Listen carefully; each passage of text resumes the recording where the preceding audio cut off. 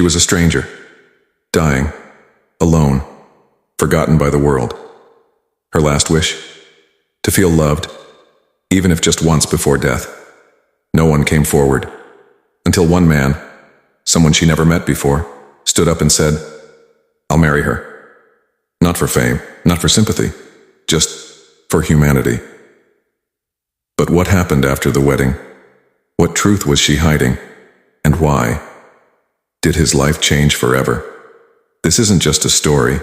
It's a reminder of how one act of kindness can rewrite destiny. He married a dying stranger to fulfill her last wish. Daniel was a 27-year-old introvert living in the heart of New York City. A quiet soul, working long night shifts as a hospital janitor. He didn't have many friends.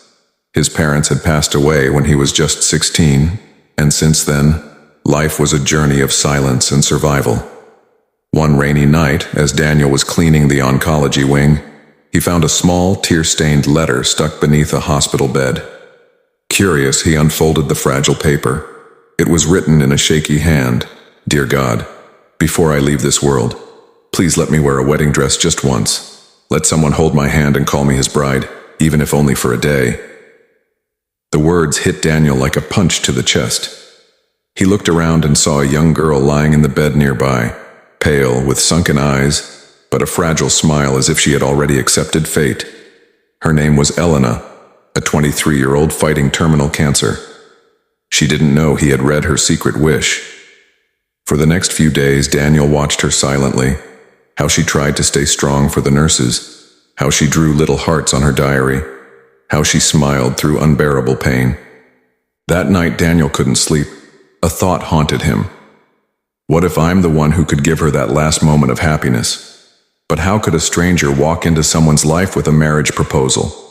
What would people say? And yet, something deep inside him whispered, sometimes, humanity means doing the impossible. The next evening, he walked into Elena's room with trembling hands, holding a single white rose.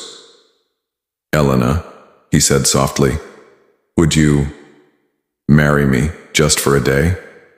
She looked at him, shocked, confused, her eyes wide in disbelief. Then tears rolled down her cheeks, and she whispered, "Why? Would you do this for me?" Daniel replied, "Because your last wish deserves to come true." The sun was beginning to set, casting a golden hue across the city skyline. In a small room of the hospice center, preparations for the strangest wedding were underway. A nurse adjusted the IV line connected to Zoya's arm, while her eyes sparkled behind tears. She was too weak to sit for long, but her heart beat faster with anticipation. Zoya had chosen a simple white dress. It wasn't fancy, just clean and elegant. Her hair had thinned, her skin was pale, but her spirit was brighter than ever. For the first time in months, she smiled, not because she was strong, but because someone had said yes to her dream. In the hallway, Adil was being dressed by a social worker. He looked nervous, almost like a man being led into something far greater than himself. He hadn't slept since the proposal. His mind echoed with questions. Why am I doing this? What if people laugh? What if I'm not enough? But one thought silenced them all. She's going to die, and this might be her last joy. Adil didn't know Zoya. Not her favorite color, not her laugh, not the dreams she once had. All he knew was that a stranger was slowly fading away and wished not to die unloved. As he walked into the room, their eyes met. For a second, everything else faded. The beeping machines, the pity in the nurse's eyes, the tragedy. In that moment, they were just two people about to share something sacred. The vows were short. Zoya struggled to speak, but Adil held her hand and whispered, "I'm here. I won't leave." She smiled, and with trembling lips said, "Thank you for seeing me." The room clapped gently as rings were exchanged, cheap silver bands but full of meaning. A tear rolled down Adil's cheek. He didn't know if it was sadness or something more profound. But in that moment, he was her husband. The news spread like wildfire. Stranger marries cancer patient to fulfill her wish. Headlines read. Some called him an angel, others mocked him. But Adil didn't care. He avoided the noise. Because that night, Zoya asked him, "Will you stay with me till the end?" He didn't flinch. He nodded. Yes, until the end. But life, cruel as it is, never waits for happy endings. The very next morning, Zoya collapsed in his arms. The doctors rushed in, machines beeped, nurses called for help. Adil stood frozen, helpless. "Please God, not yet, not now." The wedding day arrived like a dream wrapped in sorrow. The city sky wept softly as if heaven itself was mourning the bittersweet union. Friends and nurses at the hospital had turned the small garden into a makeshift wedding venue, decorated with soft lights, white flowers, and simple chairs. It wasn't grand, but it was full of love. Amir stood there in a plain white sherwani. He looked nervous, unsure of how to carry the weight of the moment. He had only known Anaya for a few days, yet here he was, ready to make a lifelong promise to a girl who had no guarantee of tomorrow. Anaya, dressed in a delicate red bridal dress, arrived in a wheelchair, looking breathtakingly fragile and yet incredibly radiant. Her face glowed, not from health, but from happiness. For the first time in months, her eyes sparkled with life. The vows were simple. The ceremony lasted just a few minutes. But what happened after would forever live in everyone's memory. As Amir placed the ring on her trembling finger, Anaya whispered, "You've given me more than I ever dreamed of." The guests clapped. Nurses wept silently. Even the doctors stood still, moved by the rare beauty of humanity. But as they took the wedding photos, something unexpected happened. Anaya collapsed. Everything froze. Doctors rushed in. Amir dropped to his knees, holding her hand, crying, begging her not to go. Her breathing was shallow, her body weak. Yet in that fading moment she smiled and whispered in a broken voice, "I'm not dying, not today." She opened her eyes. Barely. But she was still there. She had fainted from emotion, not death. And for the first time in days, Amir realized he didn't want her to die. He didn't just do this for kindness anymore. He had fallen in love. That night he sat by her side in the hospital room. Her head resting on his shoulder, she asked, "Do you regret it?" "No," Amir replied. "I'm afraid of how much I care now." They both laughed softly, a moment of peace in the storm of pain. But as they rested, a nurse quietly placed a file on the desk. It read, "Experimental trial, patient eligible." Hope had entered the story, but so had risk, and secrets, because Amir was hiding something too, something that could change everything. And it was time the truth began to unravel. As the days passed, Sarah's health declined rapidly. The sparkle in her eyes dimmed, though she still smiled for Ayan every time he walked into her hospital room. Despite the machines, IV drips, and the looming scent of medication, their little world inside that room was filled with quiet laughter, whispered prayers, and deep unspoken emotions. Ayan had now become her shadow. He never left her side. He fed her, read to her, prayed with her. He learned how to braid her hair, how to adjust her oxygen mask gently when she coughed. The doctors were surprised at the bond. It wasn't common for a stranger to become a lifeline, but Sarah was hiding something she hadn't told Ayan or anyone. That night, after Ayan left for a short rest, Sarah asked the nurse to bring her a pen and paper. She began writing a letter, a goodbye letter. "I know my time is near," she wrote with trembling hands. "But what hurts me is not the thought of death. It's leaving behind someone who never had to care but chose to. Someone who gave me not just a wedding, but a piece of eternity in my final days." She folded the letter and asked the nurse, "Please, give this to him only when I don't wake up." The nurse hesitated, eyes teary, but she nodded. Ayan came back early that morning with a surprise, a delicate silver locket with Sarah's name engraved. He had saved up silently for this. "So you'll always be with me," he smiled, placing it gently around her neck. Sarah looked at him, her eyes welling up. "Why do you do so much for me?" she asked weakly. Ayan sat by her side. I don't know.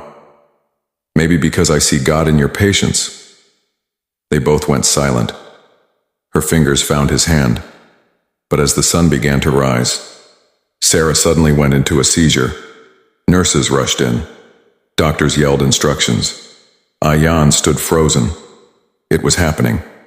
He was losing her. After what felt like hours, they stabilized her. Barely. She had fallen into a deep coma. The nurse came forward, handed Ayan the letter. His hands trembled as he opened it. Tears streamed down his face as he read. Dear Ayan, I don't know how to thank you for the days you gave me, for the feeling of being a bride, a woman, a soul who mattered. I never told you, but the doctors gave me only 1 month when we met. That month became a lifetime because of you. When I first saw you, I thought you'd say no, but you didn't.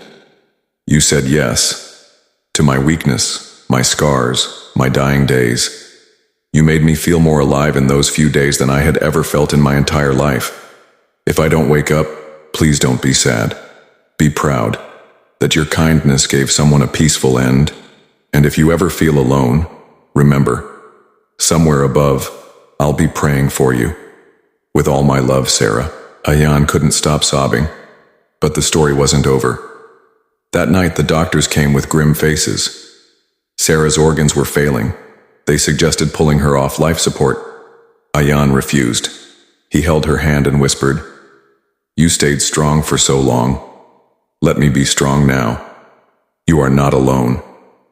Ayan sat beside her, reciting prayers aloud, hoping that something, anything, could bring her back. Then something miraculous happened. Her fingers moved. The morning of the wedding dawned with a soft golden glow pouring into the hospital room. Flowers lined the windowsill. Nurses smiled more than usual. And despite the looming shadow of death, the room was filled with a rare warmth. Zara, frail but glowing in a soft pink lehenga, looked like a dream. Her eyes sparkled with life, a rare sight in the past months. The doctors had given her a strong dose of painkillers to ease her discomfort for the day. She knew this might be her last day of feeling human, alive, loved.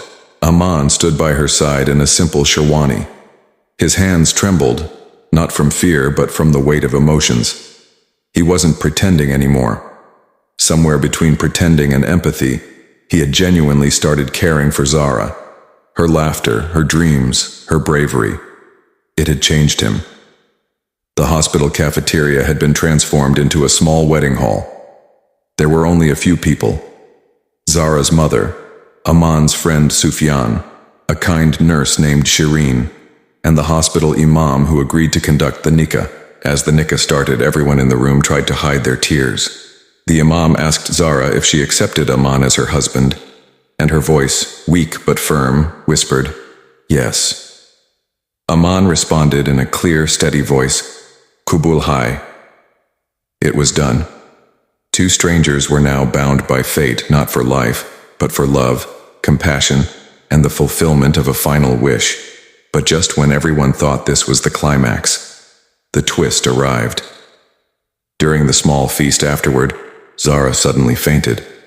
Panic surged through the room. Doctors rushed in. Her mother screamed. Aman froze. She was rushed back to the ICU. The marriage that had brought light to her face now stood on the edge of a painful farewell. Was this destiny's cruel joke? Or was it the price of one last moment of happiness? Aman stood outside the ICU, eyes fixed on the door, whispering a silent prayer. Please, don't take her yet. He didn't realize. Someone was watching him from behind. Someone who knew this marriage wasn't just about kindness, but something far more terrifying. After the wedding, Lily and Ayan tried to live every moment as if it were their last. They visited the beach at sunrise, where Lily always wanted to watch the waves crash like soft lullabies. Ayan held her hand tightly as the morning breeze kissed their faces. Though her body was weakening, Lily's spirit was radiant. She wrote letters to Ayan each night, asking the nurse to give them to him one by one after she was gone. In those letters, she poured her heart, memories, thanks, love, and requests. One day, Lily whispered, Ayan, promise me. When I'm gone, you'll not be alone. You'll help others like me. Fulfill someone else's last wish. Be someone's miracle. Again. Ayan nodded with tears rolling down his cheeks. 2 days later, Lily passed away in her sleep, peacefully, with a faint smile. The entire hospital staff cried like they'd lost a family member. Ayan stayed silent, holding her hand until the last minute. After her funeral, Ayan disappeared for a while. Everyone thought he was broken beyond repair. But 3 months later, something incredible happened. Ayan returned to the same hospital, but this time, not as a visitor, as a full-time volunteer. He created a foundation named Lily's Last Wish. His mission, to find terminal patients with unfulfilled dreams and fulfill them. A little boy wanted to be a police officer for a day. Ayan made it happen. An old woman wanted to see the ocean one last time. Ayan took her there himself. People started hearing about the man who married a dying girl and what he did after her death. Lily's story went viral. But Ayan never wanted fame. He only wanted one thing: to keep Lily alive through every act of kindness. Her body was gone, but her wish lived on, forever. Sometimes the shortest love stories leave the deepest marks, and true love doesn't end with death. In a world full of selfishness and broken promises, this is a story of a man who proved that humanity still exists. When a dying girl battling cancer had just one last wish, to get married before her time ended, a complete stranger stepped forward.